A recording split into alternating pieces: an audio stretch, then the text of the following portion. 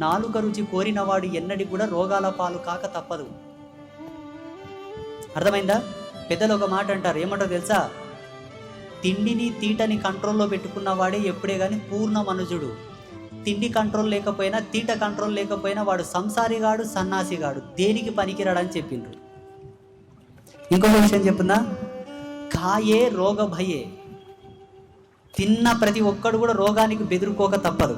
అట్లానే తినొద్దని చెప్పలేరు. నీకు పనికొచ్చేవి తిను. నీవు తినేవాటి చేత నీ ఆరోగ్యం చెడిపోకూడదు. నువ్వు తినేదాని చేత రేపు నీ నుండొచ్చేటటువంటి వారసత్వం కూడా ఆరోగ్యవంతమైన వారసత్వం రావాలి. కాబట్టి వచ్చే వారసత్వాన్ని దృష్టిలో పెట్టుకొని నీకు పనికొచ్చేవి నీవు తిను. ఉన్నన్నాళ్ళు రోగం లేకుండా, నొప్పి లేకుండా పూర్ణ ఆయుష్మంతుడవయ్యేటటువంటి పదార్థాలనే తిని చచ్చిపో. పనికిరానివి తినకు, పనికిరాని వారసత్వం ఇయ్యకు.